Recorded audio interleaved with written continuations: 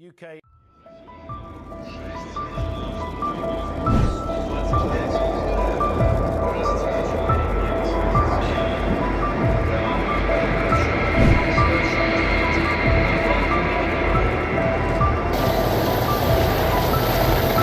Барабанные расчеты военно-воздушных сил, войск стратегического назначения, войск воздушно-космической обороны.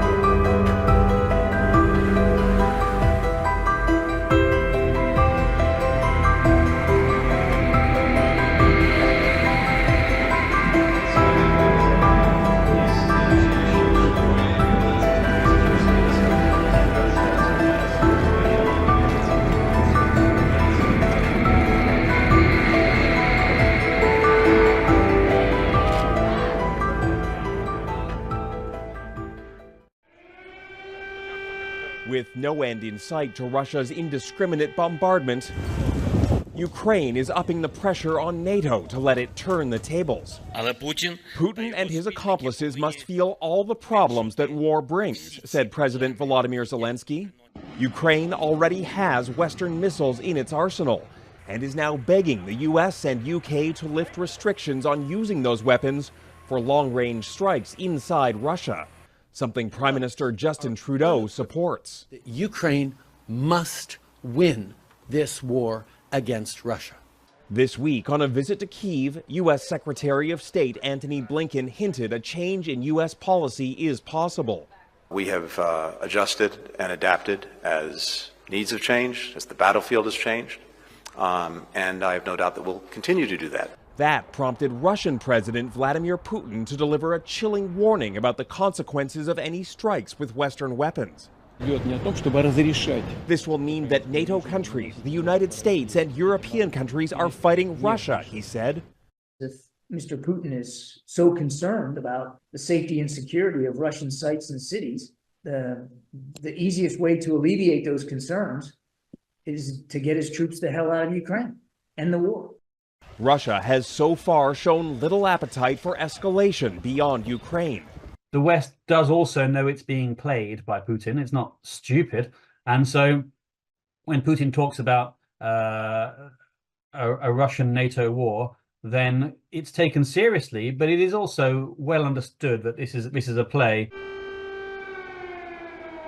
Ukraine argues the best and perhaps only path to victory involves taking the fight back to Russia. Now the West must decide whether it's worth calling the bluff of a nuclear-armed Vladimir Putin. Jackson Prosco, Global News, Washington. Смотри, идет сюда. Офигеть, сейчас...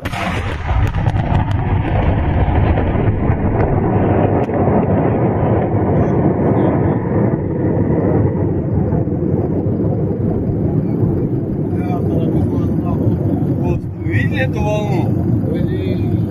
Просто жесть. А как светло было, вообще как-то.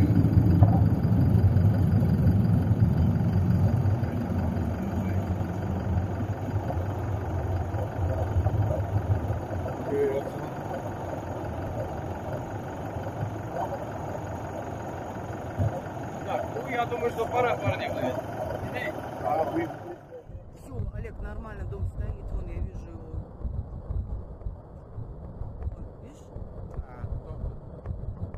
Пока, да.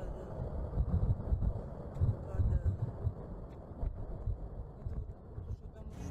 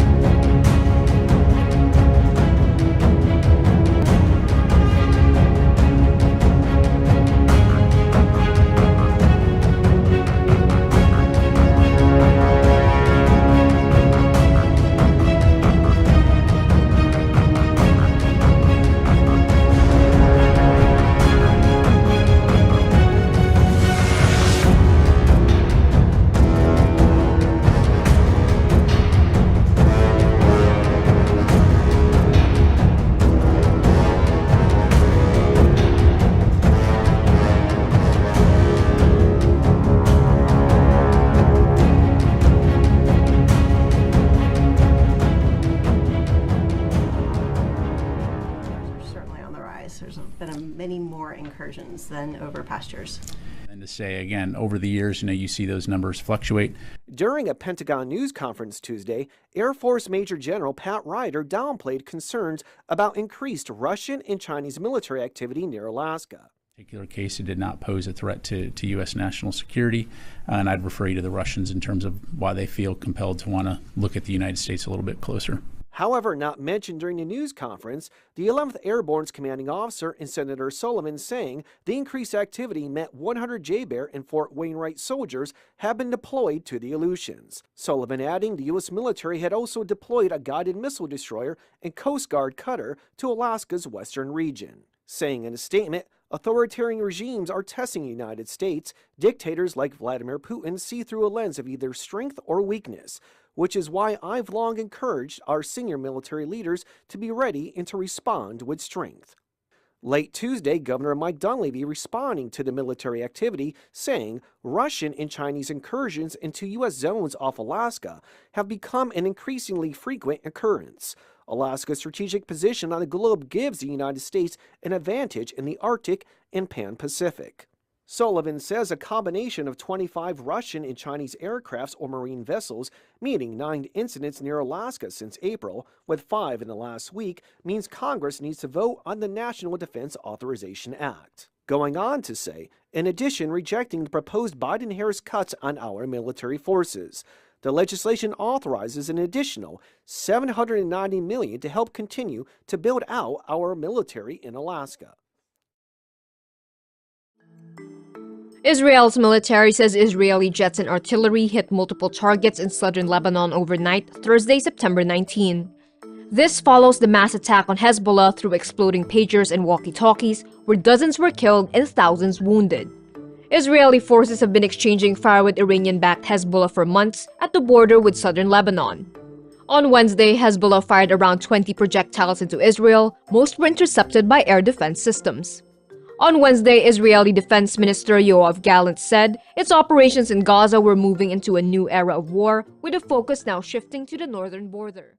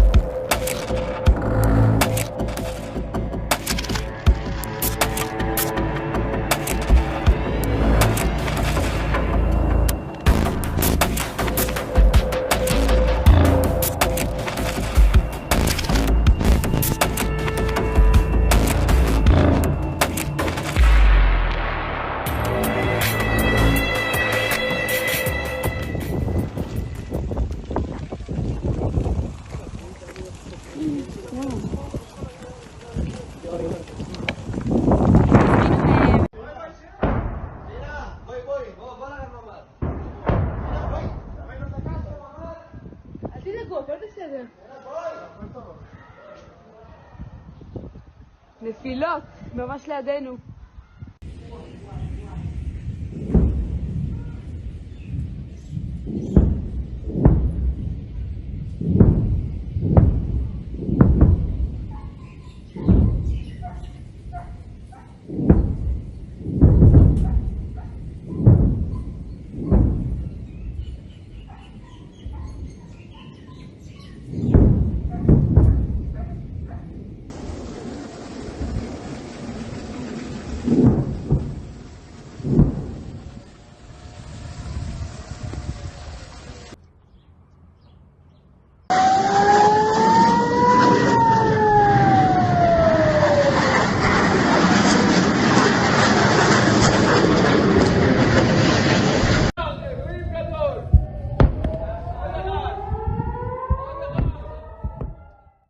A top Hezbollah commander, Ibrahim Akil, has been targeted as part of the latest Israeli airstrikes on the Lebanese capital, Beirut. That's according to security sources who've been speaking to the Reuters news agency. The Lebanese Health Ministry reports at least 8 people have been killed and 59 injured. Well, the strikes come days after a wave of attacks on pagers and walkie-talkies that left 37 people dead in Lebanon. Now, it's reported by sources in Israel, the intended victim of those airstrikes was the Hezbollah operations commander. It isn't immediately clear if he was killed in the strikes that hit a southern suburb of the capital, Beirut. Well, let's bring in our international correspondent, John Sparks, for more on this. So, John, what more do we know about the target of these airstrikes? Hi, Kamali. Well, it's been reported by the news agency Reuters, quoting two security sources, that a top Hezbollah commander called Ibrahim Akil has been killed by the Israelis. He has been wanted by both the Israelis and the Americans. The Americans said that he was involved in the 1983 US embassy bombing. There was a large bounty on his head. If he has been killed, it is another significant security breach for Hezbollah.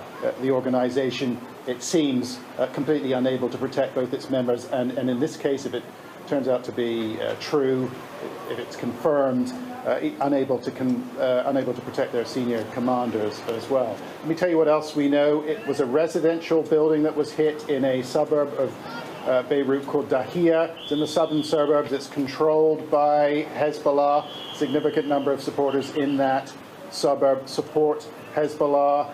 The building was leveled, was destroyed. The Lebanese health ministry saying 8 people killed, 59 people injured. And there are pictures now emerging from the scene of chaos, of dust, of rubble, of destroyed cars, of ambulances trying to get into the site. And it is very densely populated, this area. I think you could probably picture the scene. I can tell you over the last 24 hours, the Israelis have conducted more than 100 airstrikes, more than 100.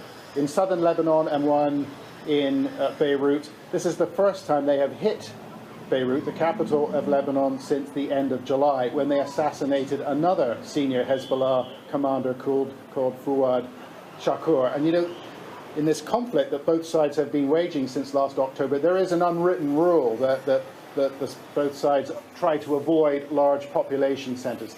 That seems to be falling apart. Hezbollah have been approached. They have been asked if this commander, Ibrahim Akil, has been killed, assassinated. They haven't confirmed it, but they have said that they are searching the site.